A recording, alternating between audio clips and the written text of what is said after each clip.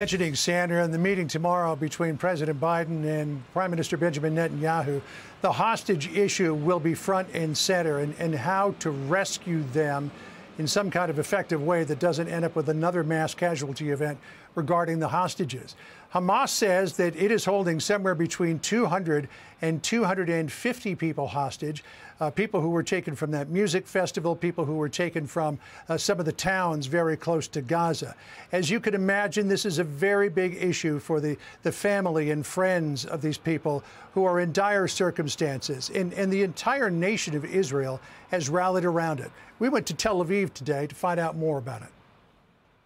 The brutal Hamas attacks have been called Israel's 9/11, and in an eerie echo of our 9/11, there is a wall of the missing that has been put up here in front of the Defense Ministry.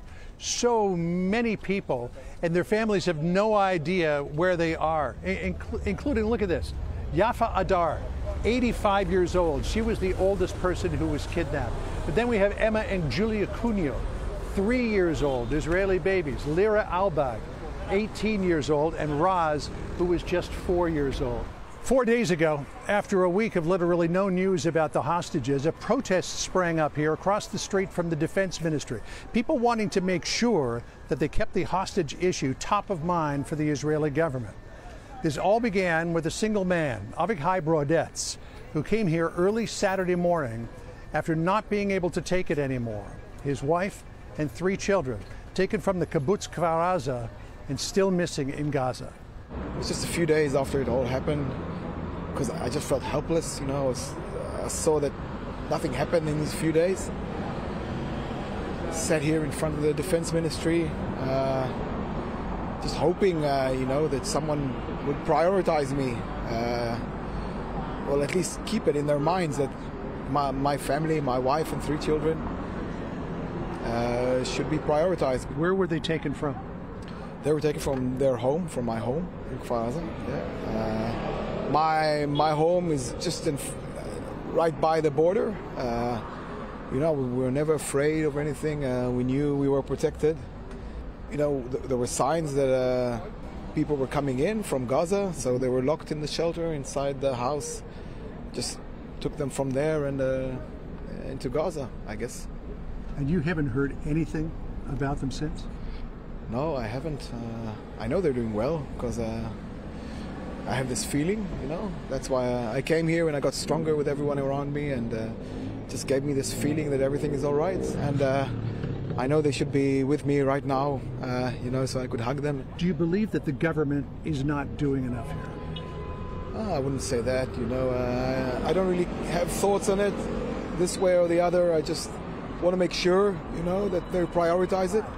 President Biden is coming to Israel to speak with Benjamin Netanyahu about a plan to get the hostages out.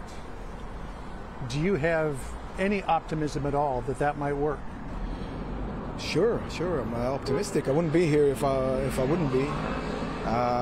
You know, again, you know, we love America here in Israel. I love America as well. I have a family in America, and you know, I've been there, and the people are great, you know.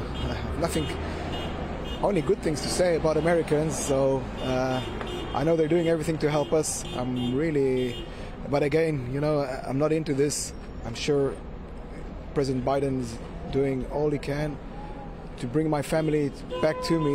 You know, he's a dad as well, along with, you know, all the American families that have, you know, small children, and I know that they know what I'm feeling right now when somebody just takes them away. So I know all the Americans and all the people around the world just know that this is the right thing to do, to bring my family back home to me right now. Wow. Avichai spent a number of days trying to deal with the fact that his wife and 3 children, Sandra, were gone. He had no idea where they were. He couldn't sleep at night. So finally he woke up about 3 o'clock in the morning on Saturday and said, I've got to do more about this than just not sleep. And that's when he began this protest/vigil that is growing in size every day as more and more Israelis who have lost people, and even those who just want to come and support, join in. That family and so many just desperate for answers, John. Thank you for sharing that with us. Hey, Sean Hannity here. Hey, click here to subscribe to Fox News YouTube page and catch our hottest interviews and most compelling analysis. You will not get it anywhere else.